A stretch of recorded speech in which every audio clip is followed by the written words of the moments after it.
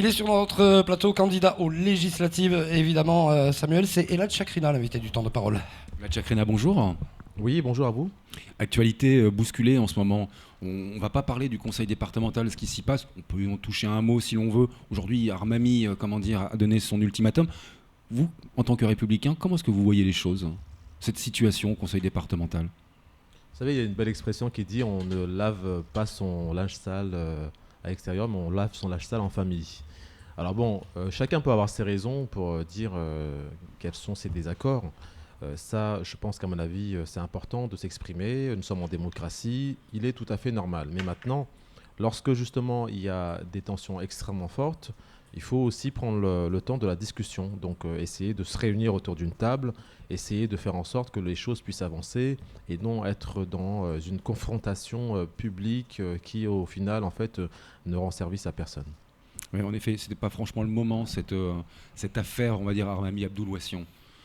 Parce qu'on est à la veille de grandes échéances électorales, des investitures aussi. Investitures qui doivent tomber dans le courant du mois de décembre, janvier.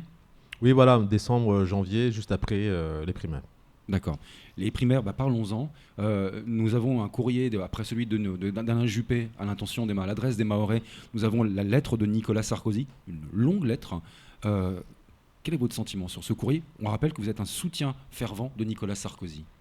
Oui, voilà, c'est un courrier qui, à mon sens, est extrêmement bien détaillé, puisqu'il revient sur tout d'abord ce que le président Sarkozy avait fait pour Mayotte, à savoir la départementalisation de l'île, puisqu'il faut savoir que ce combat mené pendant plus de 60 ans n'avait quand même pas permis à cette génération d'avant de pouvoir justement avoir la parole donnée des responsables politiques nationaux.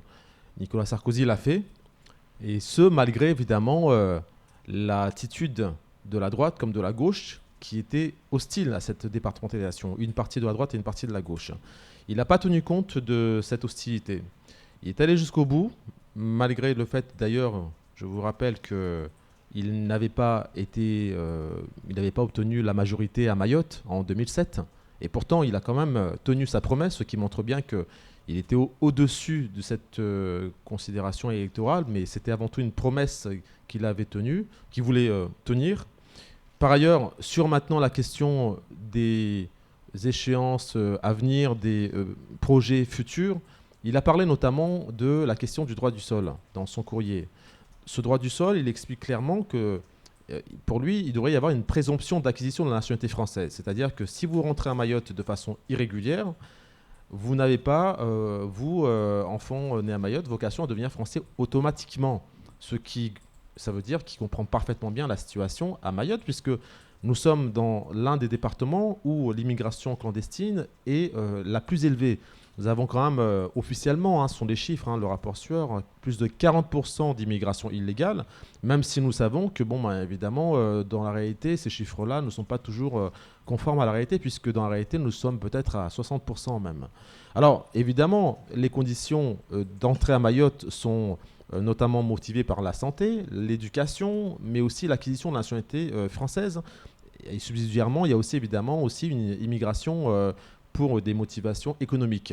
Mais pour ce qui est de la santé, le fait qu'il y ait un hôpital, que les soins à l'hôpital soient gratuits, évidemment, ça n'arrange pas les choses, puisque c'est un appel d'air supplémentaire. Et d'ailleurs, aux Comores, puisque les ressortissants, la quasi-majorité viennent des Comores, les Comoriens qui se rentrent irrégulièrement à Mayotte viennent aussi pour des raisons de santé. La question de la nationalité française, puisque lorsque vous venez ici et que vous vous accouchez à Mayotte et que vous avez justement cette volonté que votre enfant puisse acquérir la nationalité française, là aussi, on ne peut pas continuer ainsi avec des personnes qui rentrent irrégulièrement dans ce but-là. Maintenant, la question des écoles, l'éducation, là encore, si les écoles aujourd'hui sont complètement saturées, c'est aussi parce que il y a cette... Excusez-moi. Il y a ce problème aussi, évidemment, de sureffectif d'une population d'élèves qui n'ont rien demandé. Ils cherchent évidemment un avenir meilleur. Cela peut parfaitement bien se comprendre. Mais dans la mesure où il n'y a pas suffisamment de moyens pour construire davantage d'écoles, ça crée évidemment une saturation. Alors, Nicolas Sarkozy, qu'est-ce qu'il propose? C'est que, puisque nous dépensons 50 millions d'euros chaque année pour justement les expulsions, c'est-à-dire pour payer les agences maritimes, aériennes, pour les expulsions à l'extérieur, puisque je vous rappelle que les expulsions sont de l'ordre d'à peu près 20 000 personnes expulsées chaque année. Tout à fait. 20 000 personnes pour 50 millions d'euros. Ils proposent quoi? Que ces 50 millions d'euros, au lieu de continuer en permanence à payer, qu'il y ait un échange, qu'il y ait une coopération gagnant-gagnant avec l'État comorien. L'État comorien, je vous rappelle, il faut être très très clair, dont les dirigeants sont totalement corrompus et qui passent leur temps à s'enrichir au détriment de leur population, que cette coopération de gagnant-gagnant puisse s'établir ainsi. Nous, la France, nous construisons une école, un hôpital chez vous. En échange, vous contrôlez vos côtes, puisque nous savons que les Kwassa-Kwassa, c'est un business très très fructueux. Mais Elad, il a été au pouvoir, il a été pendant 5 ans président de la République. Pourquoi il ne l'a pas fait? Il n'a pas été foutu de mettre en place la coopération avec les Comores. Et ça a été fait. Ça a été fait. Je vous rappelle qu'à l'époque où Nicolas Sarkozy était quand même au pouvoir, nous n'avons pas connu autant de recrues, autant de clandestinité dans cette immigration. Et je vous rappelle aussi en 2010, que les chiffres... il y a eu 25 605 expulsions, justement. c'était le plus. Non, mais C'est-à-dire qu'il y avait il y a eu de- aussi le centre de rétention administrative, le nouveau centre. C'est lui qui l'a créé.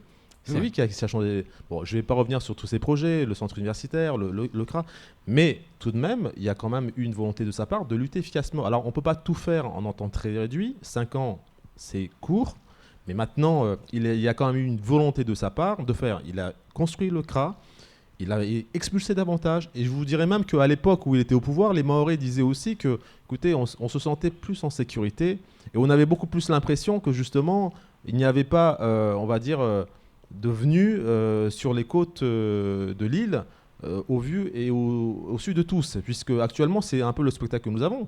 Il y a des Kwassa-Kwassa qui arrivent en fait C'est vrai, dans la c'est matinée, dans la journée. Oui, en plein jour. oui. On arrive tranquillement, on s'établit sur la côte et on fait un peu ce qu'on veut. Et à l'époque de Sarkozy, il n'y avait pas ça. Alors bon, évidemment, on ne peut pas tout faire, bien sûr. Il y aura toujours des reproches, il y aura toujours des critiques, mais il y avait quand même un travail qui a été fait, qui était bon, et ce travail-là, il faut le continuer, il faut amorcer cette dynamique et il faut aller encore plus loin. Alors, il aborde aussi le volet sécuritaire, en disant que la délinquance explose à Mayotte. Je rappelle, et ce ne sont pas des chiffres que j'invente, ce sont des chiffres parlementaires, de sénateurs, entre 2008 et 2011, les actes de délinquance ont augmenté de 800%. Si je calcule bien, c'est quand même dans la période de Nicolas Sarkozy. Le bilan sécuritaire était extrêmement défavorable, quand aujourd'hui, il propose de donner plus de moyens pour lutter contre la délinquance. Mais en 2008, qu'est-ce qui s'est passé? Moi, je l'avais déjà dit d'ailleurs. En 2008, on a connu un phénomène assez étrange. Pour la première fois, on s'est rendu compte en 2008, lorsque l'ancien président de l'île autonome d'Anjouan était venu à Mayotte, Mohamed Bakar, Tout à fait. on s'est rendu compte pour la première fois qu'on n'était plus en sécurité. Parce qu'à ce moment-là, en fait, il y a eu un soulèvement massif de toutes les personnes qui étaient en situation irrégulière ici, qui ont d'un seul coup commencé à prendre en otage aussi bien la population, Le 27 souvenez-vous, mars 27 mars et qui 2008. disaient même que c'est de la faute aux Mzungu, aux Blancs, et qu'il fallait s'en prendre aux Blancs. Et là, on s'est rendu compte qu'en fait, il n'y avait pas 40% de clandestins, il y en avait beaucoup plus que ça. Et que ces clandestins, à tout moment, pouvaient se réveiller et sortir la machette. Est-ce que c'est de la faute de Nicolas Sarkozy? Non. C'est pas de sa faute si maintenant, pendant des décennies, nous avons laissé rentrer en permanence les mêmes personnes. Sauf qu'en 2008 jusqu'à 2011, souvenez-vous de la grève de 2011, ce sentiment d'impunité, quand vous avez eu des jeunes qui, à un moment donné, plaçaient des barrages et vous raquettaient, et que justement, il n'y a pas eu plus de sanctions sévères que cela, c'est pas de la faute de Nicolas Sarkozy, encore une fois. C'est que nous-mêmes, nous ne savons pas aussi traiter nos propres problèmes, parce que je vous rappelle que d'où viennent aussi ces mineurs délinquants? Ces mineurs délinquants, c'est aussi des mineurs isolés. Ce sont des mineurs dont les parents ont été expulsés. Qu'est-ce que nous avons fait lorsque les parents ont été expulsés aux Comores?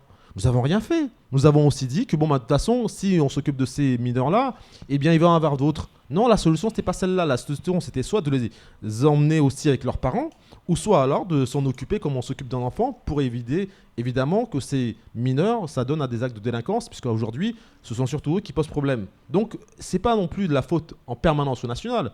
Il faut aussi qu'on regarde, nous, ce que nous n'avons pas fait localement parlant, et je crois qu'à mon avis, les responsabilités sont partagées.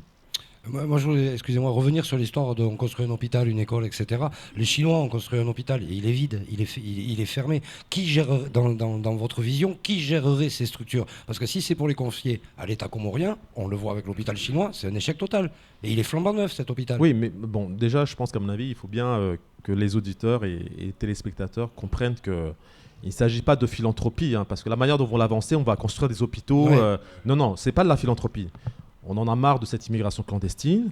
On ne veut plus que ces gens-là viennent en masse ici parce qu'il y a des problèmes d'insécurité, il y a des problèmes de développement.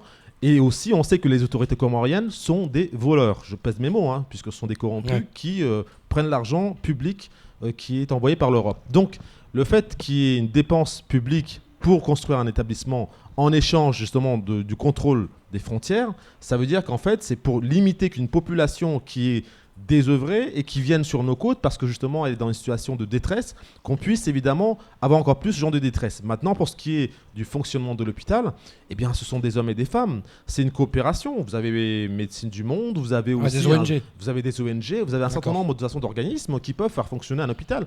Qu'est-ce qui s'est passé en juin? Les Chinois, à un moment donné, quand ils sont venus, ils ont tout donné. Ils ont remis l'hôpital clé en main. Il n'y avait personne pour être formé.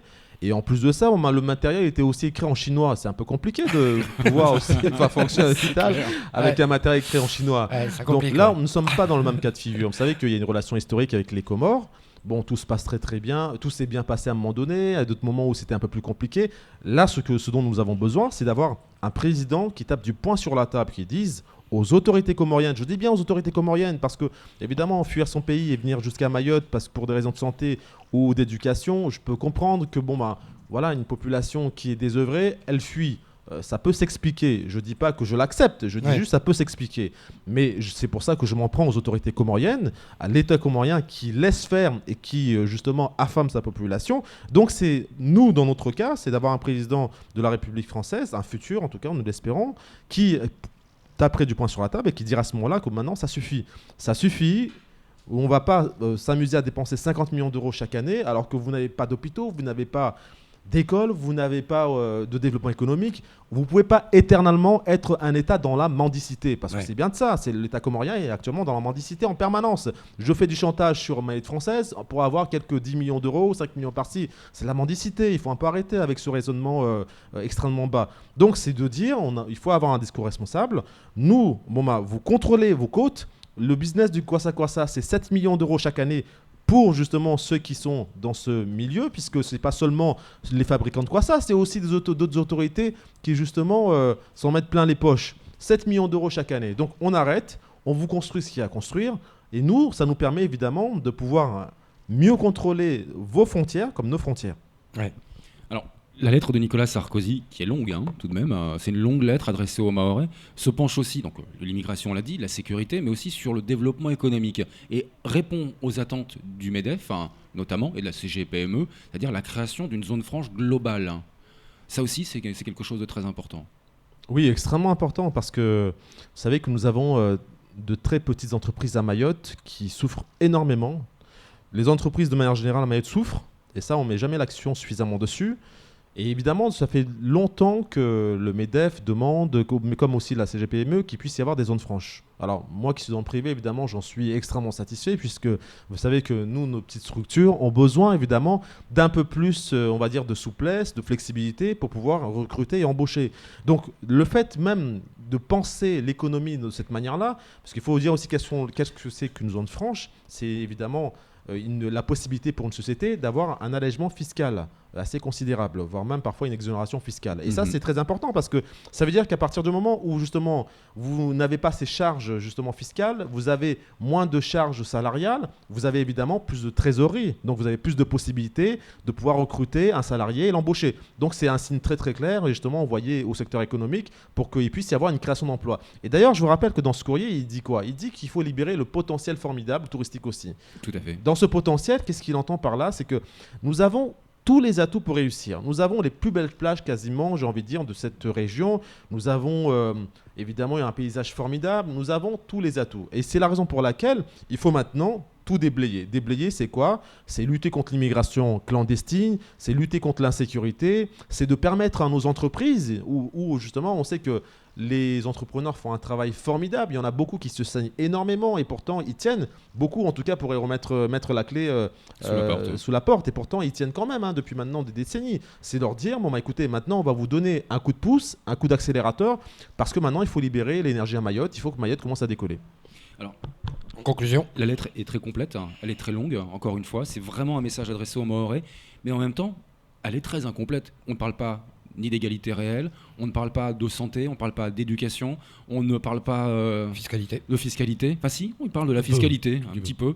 Voilà, il y a quand même des trous béants. Alors je sais bien, il aurait dû écrire un bouquin pour Mayotte, mais tout de même, ce sont des pans qui sont assez inquiétants. C'est l'aspect sécuritaire et économique, mais le social est un petit peu mis de côté. Alors qu'il y a besoin du social. Mais le social, il n'est jamais mis de côté à partir du moment où justement les entreprises ont les moyens de pouvoir cotiser et donc de pouvoir répondre à ce social. Le social, qu'est-ce que c'est? Eh bien, c'est avant tout de pouvoir aider ceux qui sont en situation de détresse. Et aider quelqu'un, quelle est la meilleure façon d'aider quelqu'un? C'est de lui donner un travail. Sans travail, vous n'avez pas de dignité, vous n'avez pas de revenus. Alors évidemment, pour ce qui est maintenant d'une population, d'une catégorie de population qui a besoin d'avoir des moyens, comme par exemple, je pense ici notamment à nos seniors, ça c'est du rôle du département. Et les fonds, en tout cas, c'est le rôle même justement du conseil départemental. Donc il y a des fonds qui existent pour cela. Mais quand un président de la République dresse, en tout cas un candidat à la primaire dresse un cap et fixe une feuille de route en disant voilà moi ce que je souhaite, ça veut dire que bon, à partir du moment où je peux libérer des énergies, des potentiels, à partir du moment où je peux permettre à des entreprises de créer des emplois, ça veut dire que je lutte contre le chômage de masse. Parce qu'actuellement, le défi majeur, c'est avant tout d'offrir un emploi à cette population qui est extrêmement jeune. Je rappelle que 71% de la population a moins de 30 ans. Qu'est-ce qu'on en fait? 71% de la population a moins de 30 ans pour un chômage de 50%. C'est intolérable. Ça veut dire que c'est une jeunesse qui est sacrifiée actuellement. On ne peut pas sacrifier notre jeunesse. Sans jeunesse, il ne peut pas y avoir de développement. Sans justement de jeunesse qui a un emploi, il ne peut pas y avoir de création de richesse, il ne peut pas y avoir de Mayotte qui va vers l'avant. Donc c'est la raison pour laquelle le social en question passe par la création de l'emploi. Dernière petite question. Vraiment petite, avec une réponse aussi petite. Je balaye la lettre de Nicolas Sarkozy, je reviens aux investitures. Quel sera le choix des Républicains? Celui de la jeunesse, de l'intelligence, de la tête bien faite, c'est mon expression à moi, comme vous? Merci. Ou comme ce sera la continuité, des anciens et d'une certaine légitimité de ceux qui ont tenu dans le temps. Alors c'est compliqué de répondre à cette question, évidemment, parce que je suis pas dans les instances décisionnelles. Mais maintenant, je pense qu'il y a une attente de la jeunesse, puisque je vous ai sorti un chiffre, 71% de la jeunesse de la population qui a moins de 30 ans. Cette jeunesse qui attend évidemment des personnes pour lesquelles, qui sont plus sensibles évidemment à leurs problèmes, puisque quand on est dans cette tranche d'âge de la trentaine, de la quarantaine, et qu'en plus de ça on a eu la chance peut-être d'avoir un peu plus de recul et d'avoir cette capacité à pouvoir aider les autres, eh bien il y a une attente de cette jeunesse. Maintenant, est-ce qu'on va la suivre? Je n'en sais rien du tout. Mais en tout cas, nous espérons évidemment vivement qu'il y ait une révolution à Mayotte. Inch'Allah. Merci beaucoup, Elad Chakrina, d'être venu sur notre plateau. C'est tout pour ce temps de parole.